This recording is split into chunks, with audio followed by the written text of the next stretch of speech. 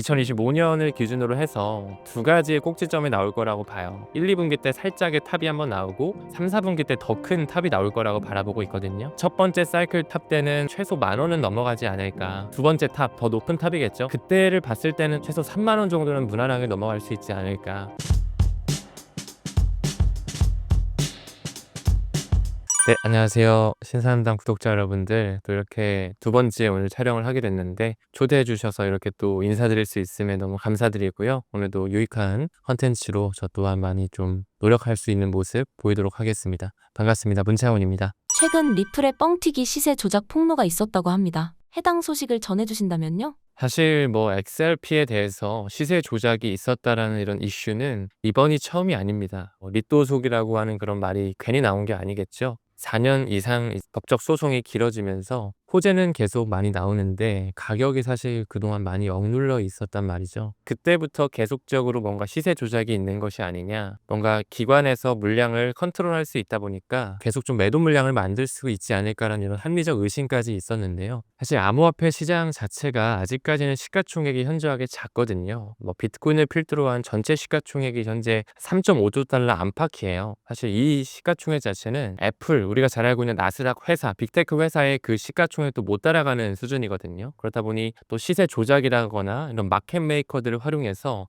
그들의 명분은 뭔가 유동성을 공급하면서 시장 안정성을 확보하는 것에 있지만, 그 세력이라고 불리우는 금융 엘리트들이 이런 마켓 메이커들, 흔히 말하는 DWF 랩스라든지 GSR이라든지 윈터뮤트 등등이 있는데, 이런 마켓 메이커들을 꽉 잡고 있기 때문에 이런 시세 조작에 대한 가능성은 사실 좀 열려 있다라고 보고 있어요. 그래서 사실 우리가 크립토 투자를 할 때 XRP뿐만 아니라 그 세력을 이기지는 못하더라도 그들이 돈을 만드는 사이클을 공부하고 XRP를 필두로 한 그런 글로벌 메이저 코인들이 올라갈 수 있다라는 것을 우리가 공부하면서 그들이 끌어올리는 시점에 우리가 좀 좋은 승리를 만들어야 되지 않을까, 이렇게 좀 전략적으로 가져가는 게 중요하다라고 생각합니다. 리플이 스테이블 코인을 추가 발행했다고 합니다. 해당 내용을 소개해 주신다면요? 이제 작년 연말을 기점으로 해서 리플사에서 이제 스테이블 코인을 발행했거든요. 리플 USD라고 해서 티커명은 RLUSD라는 티커명을 따고 있어요. 지금 2월 중순 기점으로 1억 2천만 달러 정도의 공급 유동성이 발생하면서 지금 굉장히 많은 RLUSD가 찍어져 내려가고 있고, 또 글로벌 거래소에 계속 상장이 되고 있습니다. 이 말인즉슨 앞으로 계속 RLUSD가 1대1 달러로 패깅이 되면서 유동성 공급 역할 될 뿐만 아니라 리플 네트워크 위에서 이제 XRP 레저 위에서 올라가 있는 그런 RLUSD 스테이블 코인이다 보니까 국경 간 결제에서 충분히 활용될 수 있는 토대가 마련됐다라고 볼 수가 있습니다. 또한 지금 현재 법정화폐뿐만 아니라 스테이블 코인이라든지 암호화폐까지 이 티커명이 발생을 하면서 미래에는 이런 RLUSD가 스테이블 코인으로서 앞으로 접목이 되면서 점점 시장 캐파가 커질 것으로 바라보고 있습니다. 사실 CBDC의 세상이 오기 전에 이제 스테이블 코인에 대한 세상이 먼저 도래할 거라고 지금 생각을 하고 있는데, 스테이블 코인이라고 하면은 각 정부에서 찍어내는 게 아니라 민간 기관에서 찍어내서 이제 법정화폐와 1대1로 연동된 그런 코인이라고 받아들여 주시면 되거든요. 그 부분에 있어서 달러 기반의 스테이블 코인, 아마 잘 아시는 USDT라든지 USDC가 굉장히 점유율이 높게 차지가 되어 있는데, 이제 작년 말부터 리플사에서 찍어낸 RLUSD도 계속적으로 티커명이 이제 많은 거래소에 상장이 되고 공급량도 기하급수적으로 늘어나면서 그 점유율에 대한 어떤 시장 포션이 점점 커지고 있는 거죠. 그래서 앞으로 가면 갈수록 이제 RLUSD뿐만 아니라 스테이블 코인 여러 가지 그런 것들이 쓰일 텐데, 이제 RLUSD는 전통 금융권 기관에서 좀 받아들여지면서 좀 가치에 대한 인터넷, 굉장히 빠른 속도로 결제가 일어나는 그런 시기를 함께 좀 일조하는 모습으로 굉장히 시장이 커질 것으로 바라보고 있습니다. 스테이블 코인에 대해서 조금 더 자세하게 설명해 주실 수 있나요? 사실 이제 스테이블 코인과 이제 CBDC, 그리고 또 유틸리티 코인에 대해서 많은 사람들이 좀 개념적인 부분을 못 잡으시는 분들이 많으신데, 일단은 셋 다 코인이죠. 코인이고 블록체인 상에서 이제 결제가 발생하는 그런 코인인데, 어떤 망 위에서 올라가는지가 너무나 중요합니다. 일단은 기본부터 잡고 가면 스테이블 코인과 CBDC에 대해서는 발행 주체가 다릅니다. 발행 주체가 중앙은행에서 찍어내는 것이 바로 CBDC인 거고, 이제 민간 기관에서 찍어내는 코인이 또 스테이블 코인이거든요. 그렇기 때문에 이제 그런 스테이블 코인 같은 경우는 달러로 연동되기도 하고 유로화와 연동되기도 하고 호주 달러와 연동되기도 하고 각 그런 법정 통화와 1대1로 패깅이 된 하나의 코인이라고 봐주시면 돼요. 유틸리티 코인이라는 것은 뭐냐면 그 CBDC라든지 스테이블 코인이 시장에 나왔을 때 어떤 블록체인 위에서 온체인이 돼가지고 결제가 이루어지는지, 그 결제가 이루어질 때 이더리움 망에 위에서 결제가 이루어진다면 이더가 가스룰로 소각이 되겠죠. 또한 XRP 레저 망 위에서 결제가 이루어진다면 XRP가 또 소각이 될 것입니다. 이런 것처럼 어떤 망 위에서 코인이 활성화되면서 소각이 되는지, 그게 이제 바로 유틸리티 코인이거든요. 그래서 우리가 앞으로 이제 스테이블 코인의 시장이 먼저 좀 도래하게 될 건데, 앞으로 그런 점유율이 높은 스테이블 코인들, 뭐 RLUSD뿐만 아니라 USDT, USDC, 또 굉장히 많은 기관에서 지금 스테이블 코인을 뽑아내고 있거든요. 그런 코인들이 어떤 메인넷 위에서 활성화가 돼가지고 앞으로 유틸리티를 강화할 것인지, 이 부분에 좀 초점을 맞출 필요가 있어 보입니다. 보통 이제 스테이블 코인 같은 경우는 담보로서 뭐 미 국채를 가지고 있을 수도 있고, 혹은 뭐 비트코인을 가지고 있을 수도 있고, 그 각 통화의 어떤 화폐를 가지고 있는 경우가 많거든요. 그래서 이제 그 담보를 기반으로 만들어진 코인이기 때문에 그걸 이제 신뢰를 기반으로 해서 우리가 구매를 하는 거죠.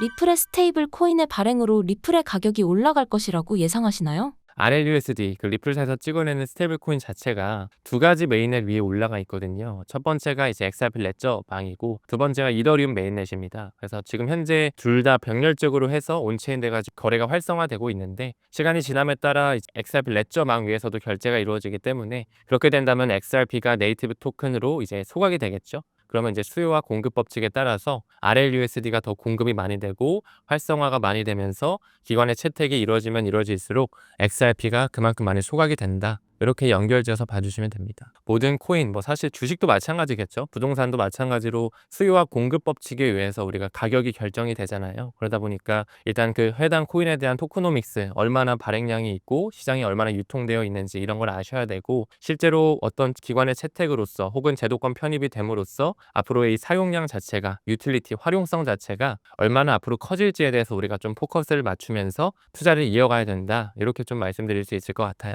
리플의 사용도가 올라간 것을 알 수 있는 사례가 있을까요?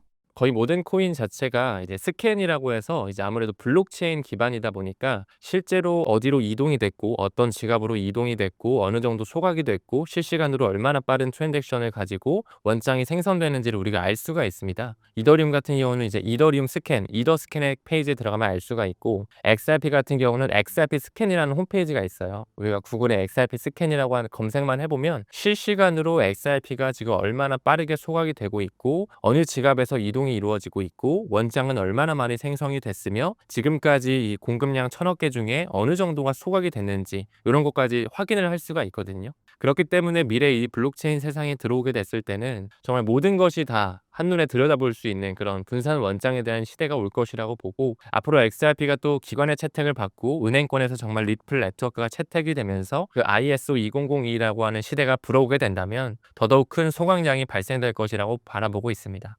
최근 리플 가격이 2월 3일을 바닥으로 급반등했는데요. 이유는 무엇이며 바닥 찍었다고 봐도 될까요?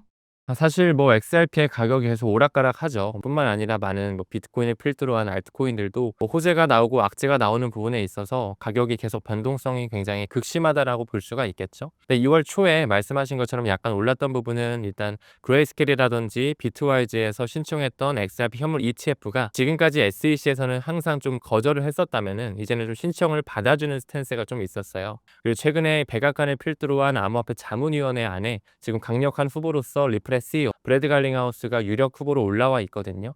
그렇다 보니까 정말 뭔가 트럼프와의 밀접한 유착 관계가 있지 않을까라는 그런 기대감도 있었고, 또 최근에 리플의 C레벨들과 트럼프가 저녁 식사를 하면서 회동까지 가졌었던 이력이 있어서 이런 부분에서 좀 좋은 기대감으로 살짝 올랐던 것 같은데, 지금은 또 다시 조금 조정기에 있습니다. 그래서 사실 어떤 그런 호재라든지 악재에 너무 일일비하기보다는 XRP에 투자하실 때는 조금 더 중장기적으로 올해 한 해를 보고 또 다음 사이클까지 보면서 XRP에 대한 그런 수량과 내재 가치, 펀더멘탈에 조금 더 포커스를 맞추셔야지만 좋은 수익률을 만들 수 있을 거라고 바라보고 있습니다. 올해 리플의 가격이 어디까지 오를 수 있다고 보시나요?